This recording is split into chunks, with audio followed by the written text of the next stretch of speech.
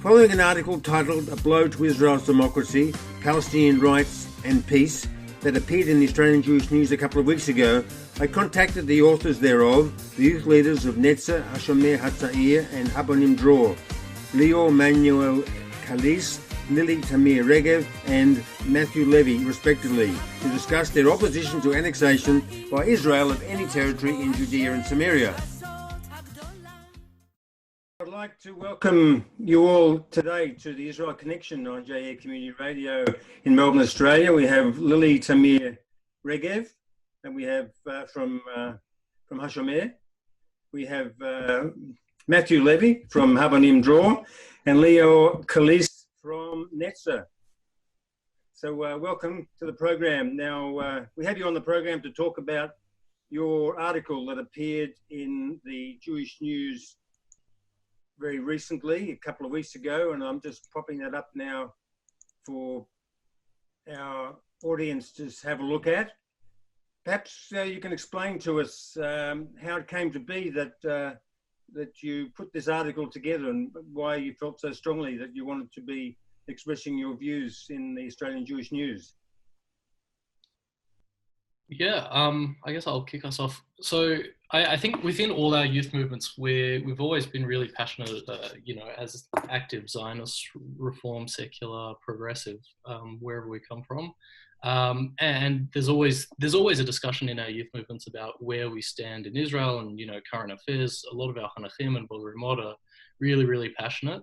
And I can speak for Netzer in saying that this, as soon as the deal of the century was released earlier this year, it was an evolving discussion within our Bogrim body primarily, just about where we stand and how we feel. And we thought that this piece represented us well, and to have the opportunity to stand in solidarity with Habo and Hashi, representing over 1,000 or so in our community, was a really powerful thing to do, and we think that it's had a really positive effect and sparked discussion within the community.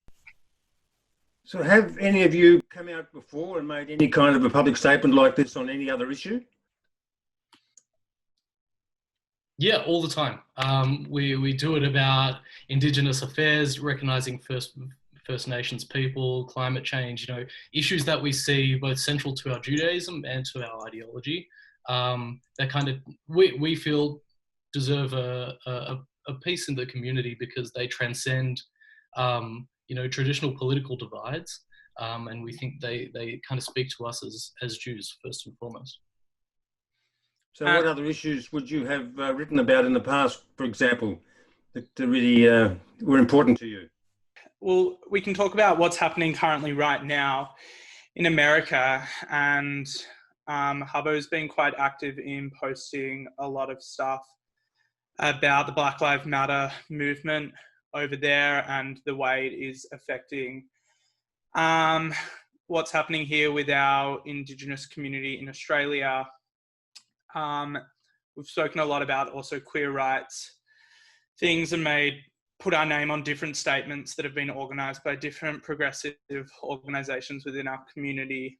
But I do think that it is funny that, the main thing that is similar about all our movements is, Zionism. But it is really scary to put something out there within our own community, having a stance about something to do that is happening in Israel, speaking out against what's happening with the Israeli government always comes with a lot of drama and a lot of backlash. And it's a constant tension, at least in Habo, about is it actually even worth putting anything out there to the public? Because we know that this could mean that we could lose some hanachimot, we might have some angry parents, we might, but I guess it's always been our role to be the idealistic youth that do make that statement and do say what needs to be said, what we think is right. Yeah, I agree with all of that. And I think that for all of our movements, our Judaism rests on the idea of social justice and that all people should be valued equally as well. So if we're not speaking out about it, then what's the point, I certainly commend you all on coming out as you have. I must say that as I put together an episode about the case against annexation, I found a number of organisations I approached weren't willing to talk to me. I don't know exactly why. Maybe because I'd already put out a case which was for annexation, and they thought that people only have views that sit on one side or the other. But in terms of what I'm doing, I feel like I want to get both sides of the story out and then leave it up to members of our community to see where they stand on it. Have you had any flack at this point of time over what you've done? I mean, I want to speak particularly in Netzer's experience as a progressive Jewish movement. I think our stance was really, really well received. We communicated it with most of the leaders in the progressive community, and they took it on board really well. And we feel that it is really hard for us, as youth in a community dominated by older nicks, I guess you could say. It's sometimes a bit harder to come out and be loud, but in the progressive community at the moment, we feel really represented. A lot of our Bogrumot are on the boards of different progressive organisations, and we really think that speaking out is making a difference for us. Okay. Now, in your article, let's go to your article that was in the Jewish News. You said that the majority of Israelis oppose what you referred to as a dangerous plan, referring, of course, to the annexation of large swathes of the West Bank. Now, Israel has a government now which was voted in on a policy that supported annexation. That's how the current government actually got elected. So does the Israeli government not have an obligation to carry through on its promise, despite the current switches in public opinion? Well, I mean, I think, the government wasn't elected on one issue alone. And I think that's why it took 3 elections for the Israeli Knesset to form a consensus and eventually a unity government. Yeah. I also think that the government does have an obligation to its citizens. And if there is consensus amongst its citizens that this isn't going to be good for the country, and it's not the right thing to do, regardless what they've promised, I don't know. I think it's, things on the ground are changing constantly. We saw that with COVID-19, and I think it's also the responsibility of a government to be adaptable. And I think with the amount of organizations across the diaspora and in Israel speaking against this and speaking about the threats that it will have, for security, for democracy, for the relationship with Zionism as a whole, I wouldn't think they should just do it because they've promised something. I think also it doesn't really matter, if everybody thinks, everybody in the world thinks that annexation should happen, because if annexation is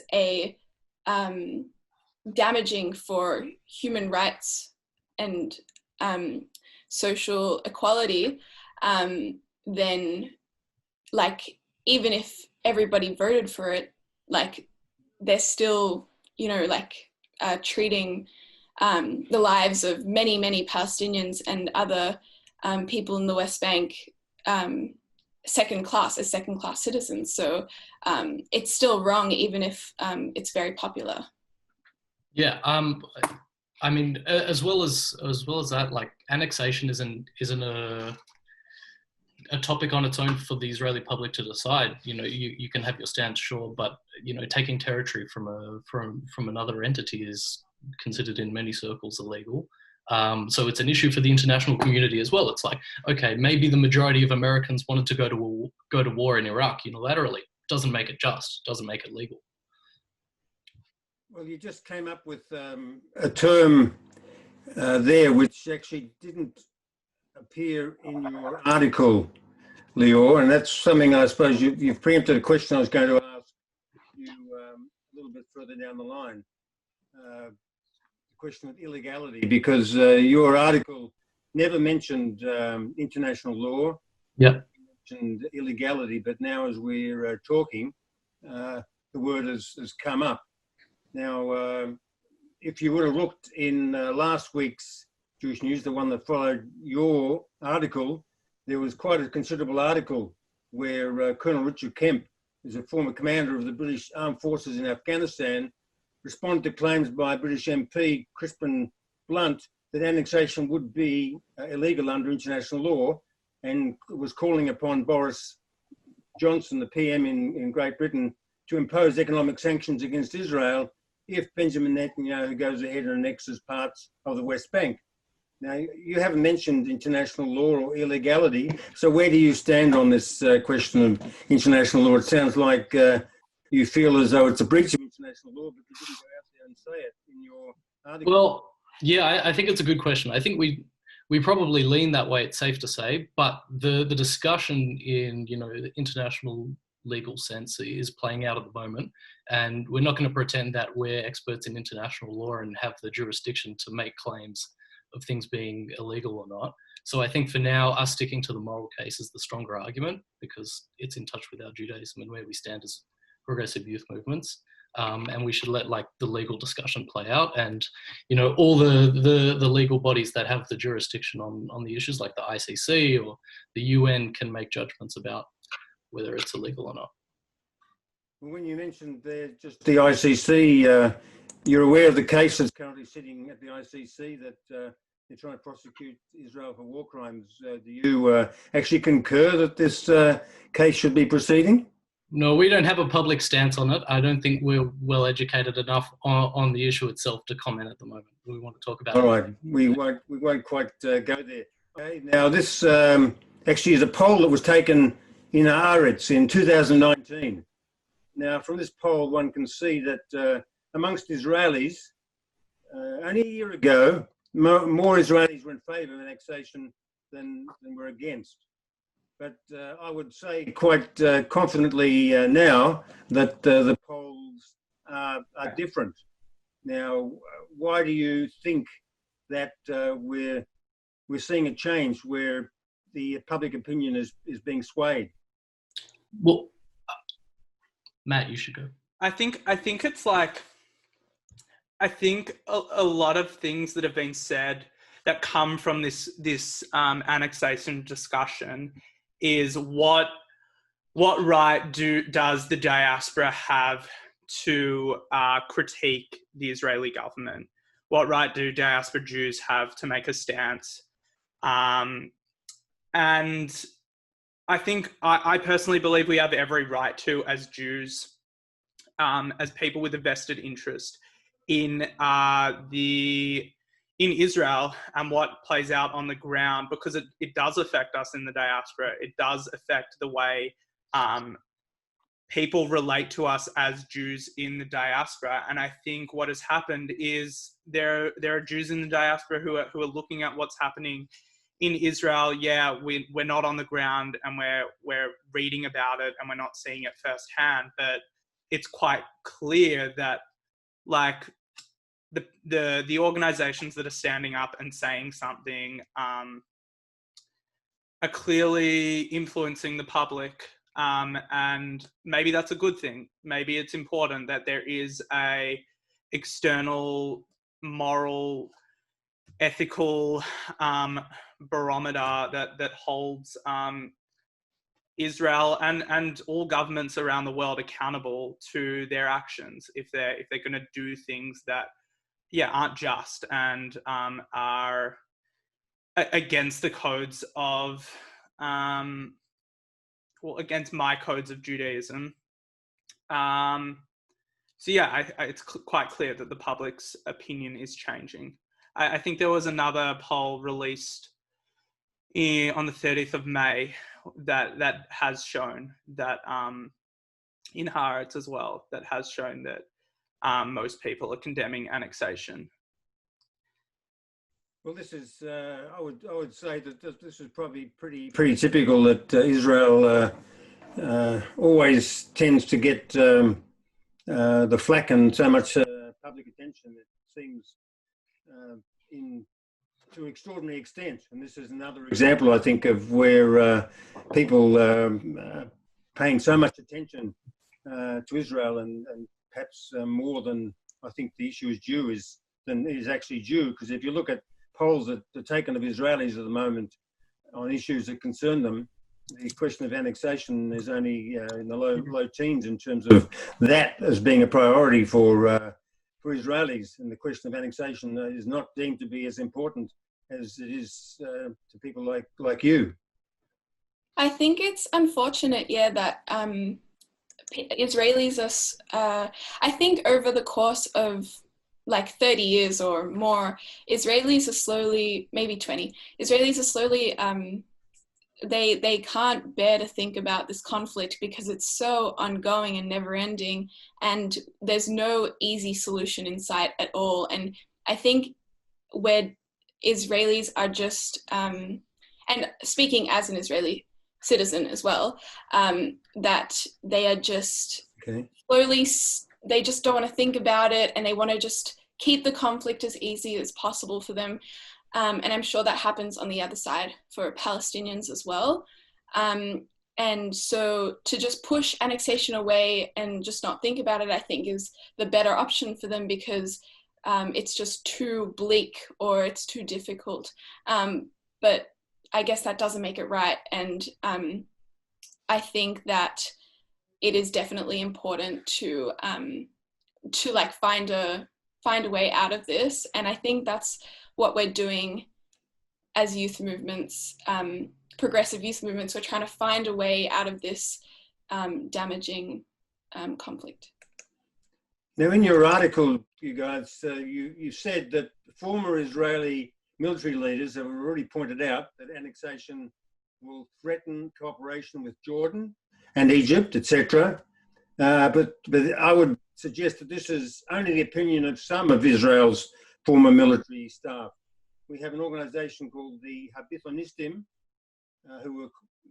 which means Protectors of Israel, which is a relatively new movement of high-ranking officers, commanders, and IDF fighters, which actually outnumbers the left-wing group, but which is called Commanders for Israel's Security, Mefakdim Laman Bitachon Yisrael.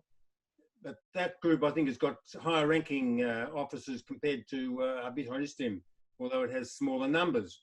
So we have two different groups of military personnel in Israel who have differing points of view. How can you choose between one or the other? Yeah, I mean, I think there's a firm case that says beyond just like the military implications of annexation, that there's a case there that, you know, stability could be in danger. You know, we're not sure how people in the West Bank will react. We're not sure. The King of Jordan already came out not only opposing annexation, but saying that he would like to take action against it. You know, Israel in the last 5-10 years has made major strides with its relationships with Jordan, with a number of Gulf countries, by managing to put the issue of you know, the Israel-Palestine conflict to the side. And you know, there's now, Lily's gone. There's now, you know, unprecedented economic partnership between Israel and Saudi Arabia. You can fly direct Tel Aviv to Jordan. All of this progress that's been made in the last 5 years could be in danger by a move like this. But also, I mean, I was talking to a diplomat who used to work at DFAT, was stationed in Saudi Arabia, and was telling me that in Saudi Arabia, you know, she is a Jew, and she would tell people she wouldn't tell people she was Jewish. When people would talk about Jews, they legitimately thought that Jews were not only less than people, but grew horns on their heads, because that's what they had learned in school. So, I mean, this sort of, you know, a positive relationship between Israel and Saudi Arabia could do a lot for anti-Semitism in the region, and reintegrate Israel, you know, as a real economic partner in the Middle East. And a move like annexation really just antagonizes Israel and sets us back after years of progress. And I think on top of that, like, what for?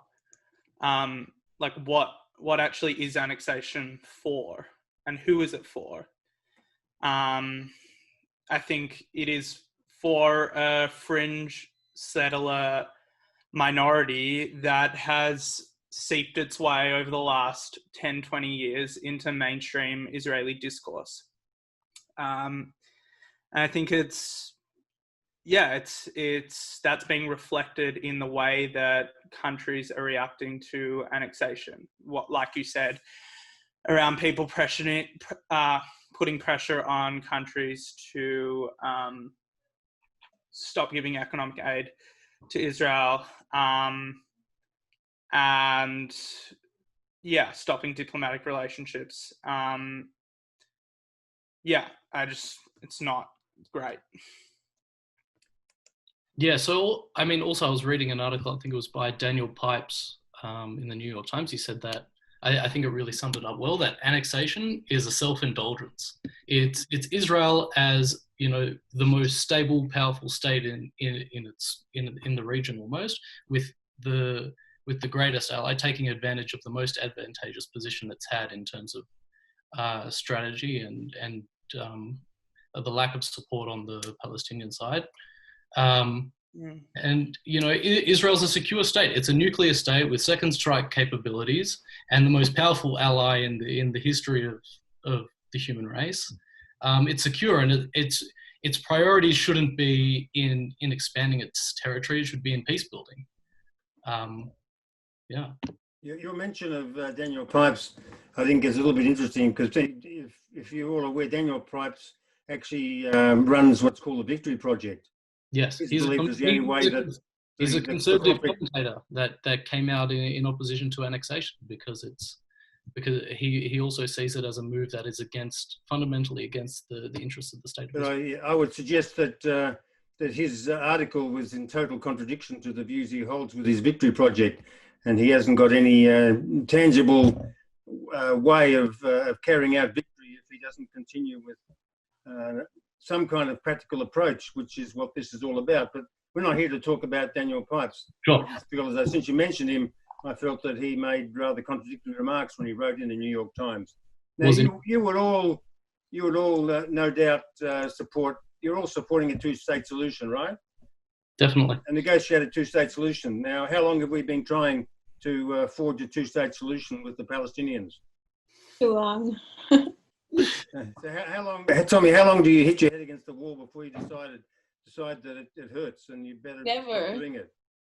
I think the idealism of the youth that Matt was talking about before is that youth is so powerful because we'll never give up on something that seems very easy to give up on. And that sounds very cliche and stuff, but like, what's the point of giving up when, if you give up, you're just saying, okay, no rights for them. Like, this is too difficult to find justice for Palestinian people. Let's just give up and set up camp, you know. But let me just suggest that we don't just have to be looking towards a two-state solution to resolve this matter. There are other possibilities for getting some kind of status for all people who live in the area, Palestinians and Jews alike. But the two-state model has been one that's been pursued without success, and at the moment there really isn't any prospect of negotiating a two-state solution. So here we see a situation, I would suggest, where Israel is going to be actually doing something proactively. They're actually annexing what are deemed, I think, to be the settlements, which will be part of a sovereign state of Israel. So why should there be any complaint about Israel actually taking the initiative right at this point of time and doing something proactively, when we're just seeing from the other side negativity and no moves at all to push forward any activity towards a peace solution to the conflict? Sure. I mean, I would say firstly that the two-state solution, the process over the last, however many years has continually been stunted on both sides, and it's not helpful. I think that we're at a place now where we need to start from square one. I worked as an intern at the Perez Center for Peace and Innovation in Jaffa last year. And what I found really interesting about that, the whole ethos behind the center, behind Shimon Peres's vision for peace, I sound like I'm plugging the center right now, is that peace is, the peace process has to be a bottom-up process. It has to be formed through person-to-person connections. On the note of initiative, I would say that annexation is the wrong initiative. And the right initiative that the Israeli government should be engaging in right now is trying to break down the boundaries that have separated Israelis and Palestinians, and making the conflict, accessible for people to talk about, and ending the polarization and trying to come together in a unifying way. Annexing the Jordan River, the Jordan Valley, sorry, and disenfranchising every Palestinian that move encompasses is not the right initiative. That's not going to solve anything. Well, I think we're closer to a peaceful solution.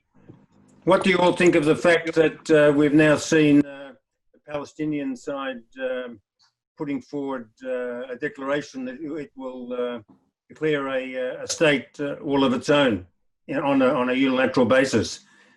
How do you feel that this is going to assist in resolving the current state of conflict? Is this going to exacerbate things, or I would perhaps suggest? I could imagine it not playing well on the Israeli side, but I guess we'll have to wait and see. We don't have a formal position on that either. That's something that's been developing since we released the statement. Yes. I think a common argument of the right, or a common conception of the right, is that there's like one type of Palestinian, and it's the type of person who doesn't believe in the existence of a state of Israel. And I think probably the Palestinians also view one type of Israeli, the Israeli that wants to, abolish any type of or reminiscence of anything Palestinian. And obviously both sides are wrong. And I think just the most ultimate thing is to try and convince people that this conflict is so much more complicated than those simple stereotypes. And there are so many people on both sides who want good things for each other. And I've forgotten the rest of the question. I think back to what you were saying about, annexing the settlements that might be the ones that would get annexation if there was a future peace deal. Yes. I think that regardless, I don't think it's Israel's right to do that without having agreed upon it with negotiations with the Palestinians. I think that's not. It's just illegal. It's not how you come to a conclusion. It's not negotiation. It's one side declaring itself sovereign over the other.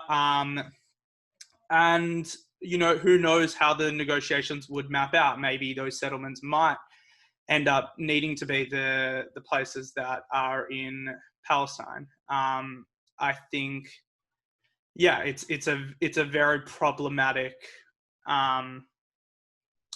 direction that Israel could go towards. I think there are certain aspects of any kind of solution that one expects will be the result of any negotiations. There's the question of the return of Palestinian refugees, for example. Israel will never accept the return of Palestinian refugees. Israel has always said that it will maintain the settlements, which, as you all will probably know, were started under a former leftist Labor government in Israel. Thanks to Perez and Rabin, we have the settlements as they are today. Golda Meir. Yes, even going back perhaps further. But what Right. What I think, I suggest that what we're seeing at the moment is Israel's facing a lot of bullying, threats of sanctions by a number of nations, blatant efforts by the Palestinian Authority to incite their people to violence in their activities. They're currently not accepting tax monies from the Israeli government, so that their police staff are not being paid, and obviously will be getting pretty jack of that situation and start to feel some animosity towards Israel.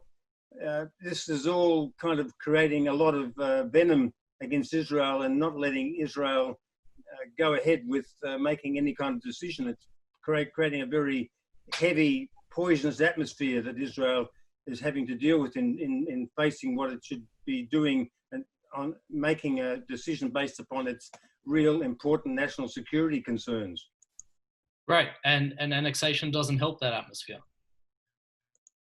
I think that poisonous venom that you're talking about against the state of Israel, I totally agree it's happening, and I think anti-Zionism is very much like an anti-Semitic form, a left-wing form of anti-Semitism, and I don't think that was just created or it catalyzed recently. I think that it's been happening for as long as time, and this is just another version of anti-Semitism. And I think the problem we all, the right, the left, all the Jewish community can combat is definitely anti-Semitism, and we all hate it and we all think it's not right, but this anti-Israel stuff doesn't represent, it doesn't mean that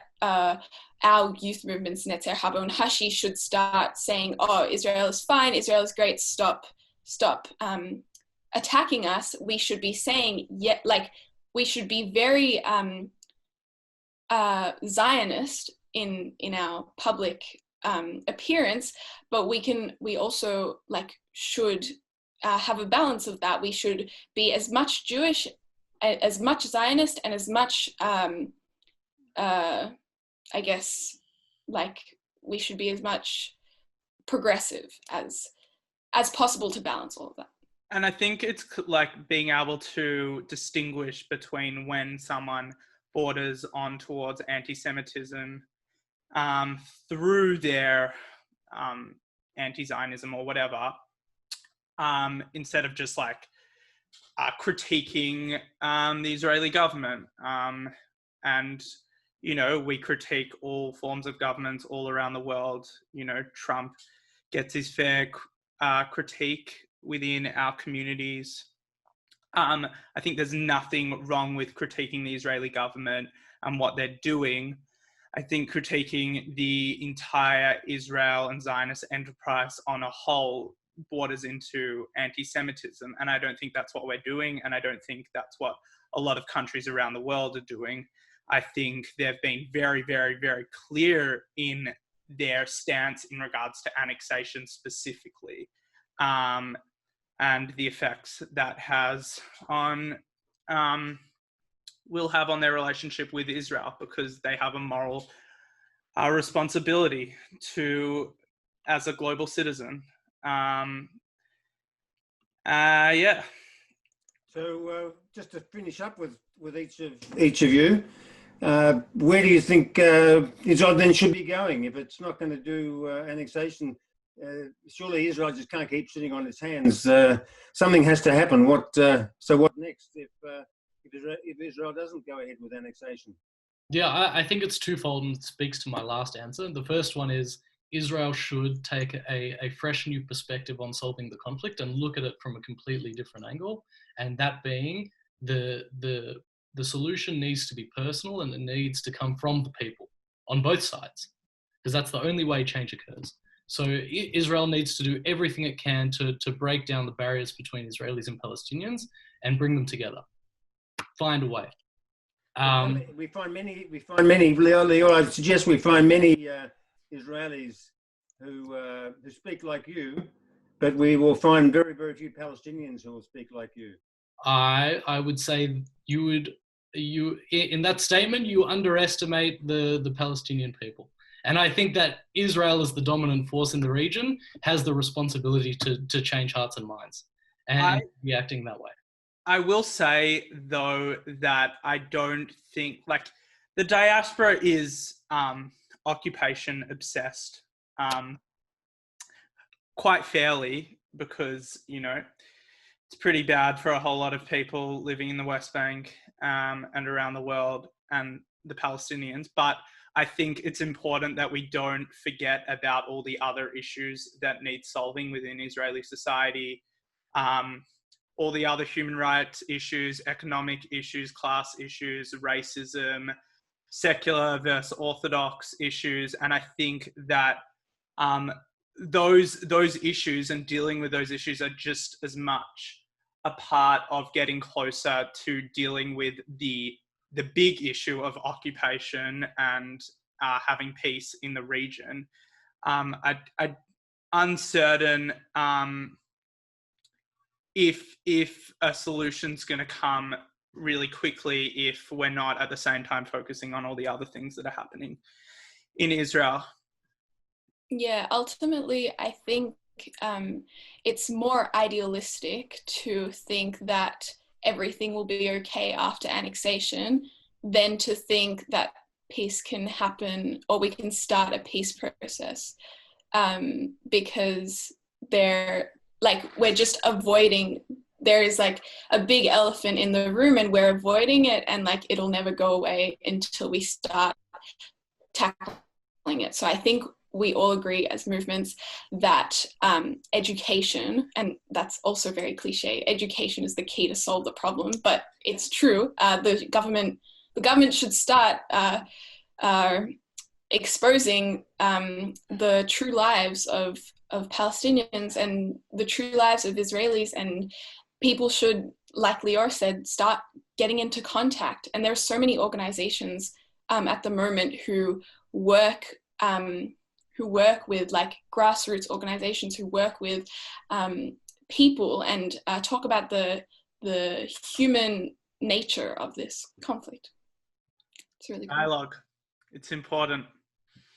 Well, I think we could keep on talking about this for quite a lot more time, but unfortunately the clock is against us. And I do appreciate you very much for coming and talking to me today on the Israel Connection. And I think the audience will appreciate it too, hearing your youthful voices, because you are the people that are going to be future leaders in whatever facet of life that you choose to follow. And I think it's very important that we hear what your views are and that you are working out your views in a sensible, logical, intelligent way. And you all sound like you know what you're talking about. At least you've established views which you've put a lot of thought in. And let's see how things progress. I'm sure we'll get another opportunity down the line to talk about this or some other topic of interest to all of us. Hope so. Thank you so much for the opportunity to speak. It's been a pleasure. Yeah, thanks a lot. Really appreciate it. And I totally echo the stuff around youth and having a voice and a platform to share our voice, because, yeah, it is often lacking within our community.